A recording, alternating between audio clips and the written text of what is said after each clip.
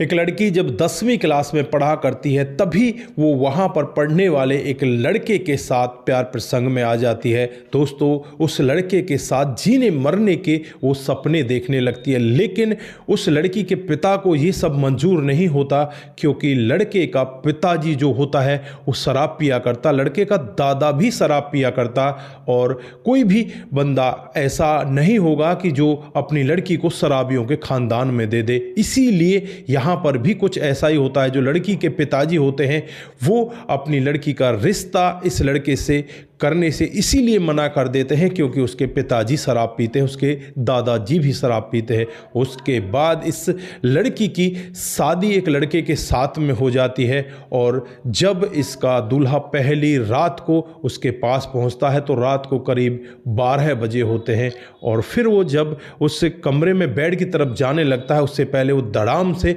ज़मीन पर गिर जाता है। और फिर जब ये पत्नी उसे देखती है तो उसके मुंह से बहुत ज़्यादा बदबू आ रही थी, वो शराब के नशे में धुत होता है। अब इस लड़की के पूरे जीवन में एकदम से बदलाव आ जाता है, और उसके बाद जो होता है कभी किसी ने कल्पना भी नहीं की थी। दोस्तों, अगर आप लोग भी पूरे मामले को डिटेल से जानना चाहते हैं तो वीडियो को जरा सा भी स्किप ना करें, लास्ट तक वीडियो को जरूर देखिए। पिताजी ने तो ऐसा देखा था कि मैं अपनी बेटी को शराबी खानदान में नहीं दूंगा, लेकिन जो उसका पति होता है वो तो बहुत बड़ा पियक्कड़ होता है।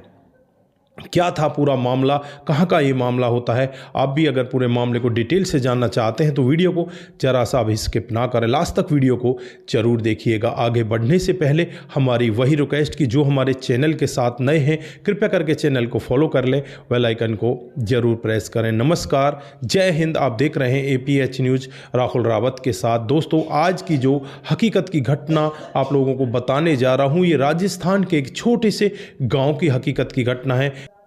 यहाँ पर एक लड़की जिसका नाम श्वेता होता है, जो +2 की पढ़ाई बड़े अच्छे अंकों से पास कर लेती है। उसके बाद वो कंप्यूटर की क्लासें सीखने लगती है, और यहाँ पर उसकी मुलाकात एक लड़के से होती है जिसका नाम कार्तिक होता है। कार्तिक अपने ननिहाल में ही रहकर यहीं पर पढ़ाई किया करता। वो 9वीं क्लास में जब होता है तब यहाँ पर आ जाता है। उसके बाद वो अपनी ग्रेजुएशन भी यहीं पर पूरी कर लेता है।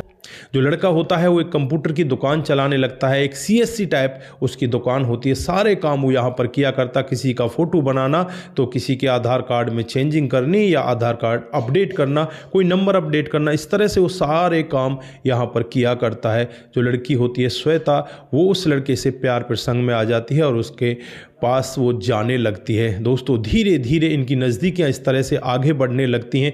दोनों एक दूसरे के साथ प्यार का इजहार तो नहीं कर पाते। श्वेता मन ही मन अपने दिल में ये बातें लेकर घूम रही होती है, और एक दिन का वाक़या होता है जब श्वेता एक लेटर लिखती है, और लेटर में यही लिखा हुआ होता है कि मैं तुमसे बहुत ज़्यादा प्यार करती हूँ, तुम्हारे साथ जीना चाहती हूँ, और मैं तुमसे शादी करना चाहती हूँ।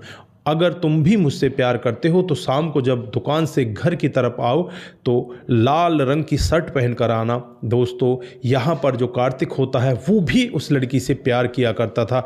अब यहाँ पर जब श्वेता ऐसा कहती है तो वो लड़का शाम को डेली 6 बजे दुकान बंद करके जाता। आज 5:30 बजे ही दुकान बंद कर देता है और मार्केट से नई रेड कलर की शर्ट खरीदता है और उसे पहनकर सीधे अपने घर जाने लगता है, जो इसकी नानी का घर होता है। श्वेता के घर के आगे कर ही से जाना होता है।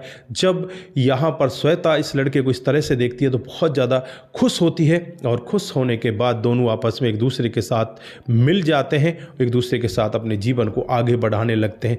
इधर जो श्वेता के पापा होते हैं वो अब अपनी लड़की के लिए लड़के की तलाश में होते हैं। इधर जो ये लड़का होता है कार्तिक, इसके घर वाले जब श्वेता के घर पहुँचते हैं कि हमारा बेटा आपकी बेटी से प्यार करता है, इसकी शादी हमारे बेटे के साथ में कर दो, तो घर वाले साफ मना कर देते हैं। सबसे ज़्यादा यहाँ पर जो लड़की का पिताजी होता है वो मना करता है, क्योंकि जो कार्तिक होता है उसके पिताजी शराब पिया करते, और इसके जो दादाजी हैं वो भी शराब पिया करते। नशेबाज का परिवार इन्हें कहा जाता है कि ये तो नशेबाज का परिवार है। पिताजी को अब ऐसा लगता है कि मैं अपनी बेटी को नशेबाजों के परिवार में नहीं दूंगा। दोस्तों, अब यहाँ पर इसके लिए दूसरा एक लड़का देख लिया जाता है और उसके साथ इसकी शादी तय कर दी जाती है। एक निश्चित डेट पर बड़ी ही धूमधाम से शादी हो जाती है। शादी होने के बाद दुल्हन अपने जो ससुराल का घर होता है वहाँ पर चली जाती है। उससे पहले वो कभी भी इतनी ज़्यादा हिम्मत नहीं जुटा पाती कि वो समाज के विरुद्ध जा सके। इधर जो लड़का होता है वो भी कोई हिम्मत इतनी ज़्यादा नहीं जुटा पाता। अब यहाँ पर जब पहली रात आती है तो जो इसका पति होता है वो रात को करीब 12 बजे आता। दुल्हन 12 बजे तक इंतज़ार करती रहती है और 12 बजे जैसे ही वो कमरे में घुसता है, दुल्हन बेड पर सो रही होती है, एकदम से धड़ाम की आवाज़ आती है।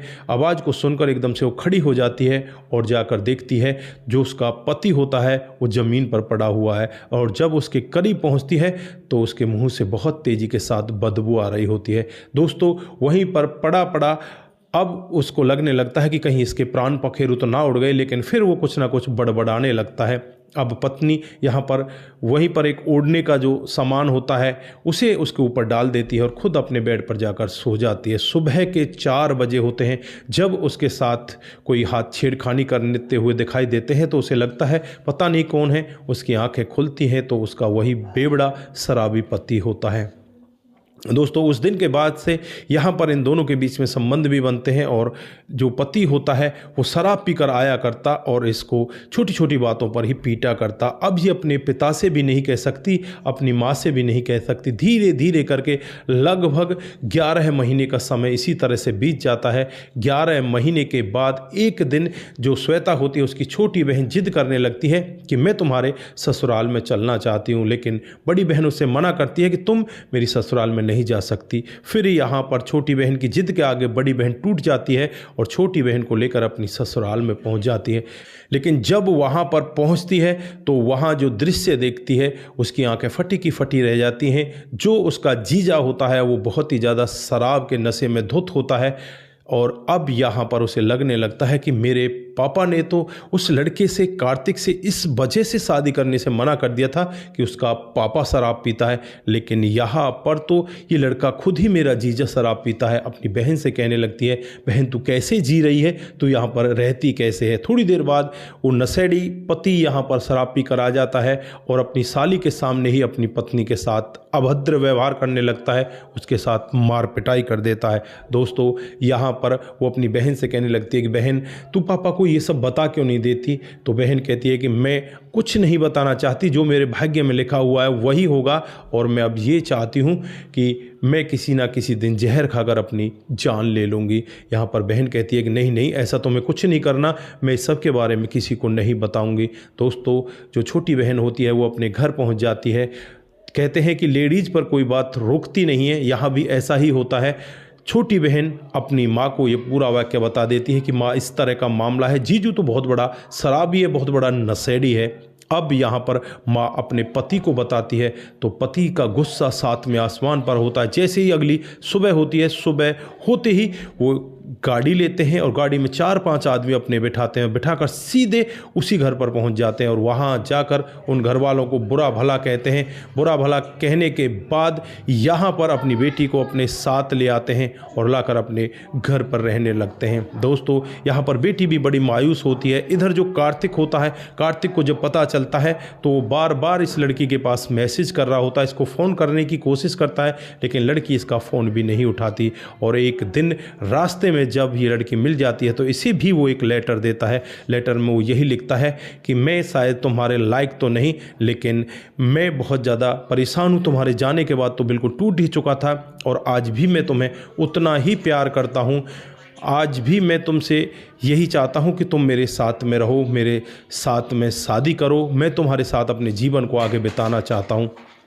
दोस्तों, लड़की यहाँ पर जब वो लेटर को पढ़ती है तो वो भी बहुत ज़्यादा भावुक हो जाती है और इस लड़के से मिल जाती है। दोनों मिलने के बाद यहाँ पर अब ये लड़का उस लड़की से यही कहता है कि परसों मेरे माता पिता तुम्हारे घर तुम्हारा हाथ मांगने के लिए आएंगे। दोस्तों, होता भी कुछ ऐसा ही है। जैसे ही तीसरा दिन आता है जो इस लड़के के माता पिता होते हैं सीधे उस लड़की के घर पहुंच जाते हैं और वहां जाकर लड़की के माता पिता के सामने हाथ जोड़कर इस लड़के का पिता कहने लगता है कि मुझे 1 साल हो गया है, 1 साल से मैंने शराब को हाथ नहीं लगाया है। जिस दिन से आपकी लड़की की शादी हुई है मुझे पता चला है कि मेरी शराब की वजह से मेरे बेटे का प्यार अधूरा रह गया। उस दिन से मेरे बेटे ने भी शादी करने के लिए मना कर दिया, मैंने उसी दिन शराब को छोड़ दिया है।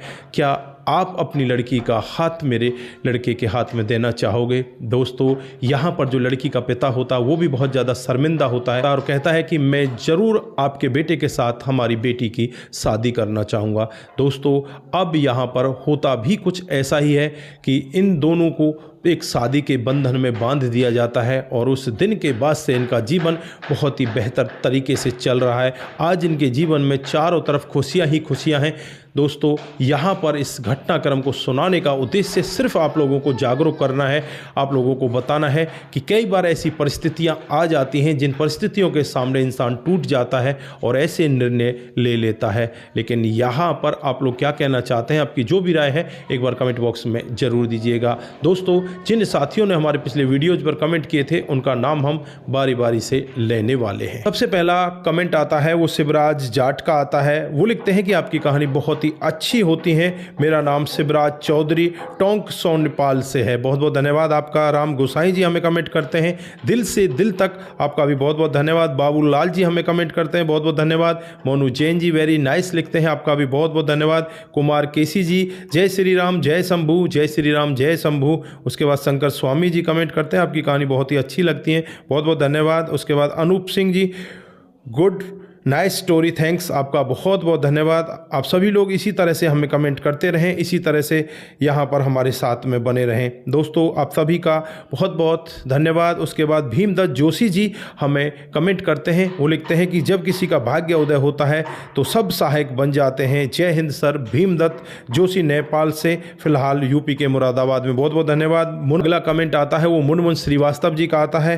मुनमुन जी आपका बहुत बहुत धन्यवाद। उसके बाद कुमार केसी जी हमें कमेंट करते हैं, बीरेंद्र शर्मा जी कमेंट करते हैं, शंकर स्वामी जी कमेंट करते हैं, मुकेश कुमार जी, एमबी वर्मा जी कमेंट करते हैं, प्रेमचंद शर्मा जी कमेंट करते हैं, वीरेंद्र कुमार मारिया जी कमेंट करते हैं और चेतराम मीना जी कमेंट करते हैं, सूरज डीईओ भी कमेंट करते हैं। आप सभी का दिल की गहराई से बहुत बहुत धन्यवाद। रतनलाल शर्मा जी भी लास्ट में कमेंट करते हैं, आप सभी का दिल की गहराई से बहुत बहुत धन्यवाद। आप सभी लोग इसी तरह से हमारे साथ बने रहें, इसी तरह से अपने कमेंट हमारे साथ में साझा करते रहें। हम सतर्क रहें, सावधान रहें, रिश्तों की अहमियत को जरूर समझें। नमस्कार, जय हिंद, जय भारत।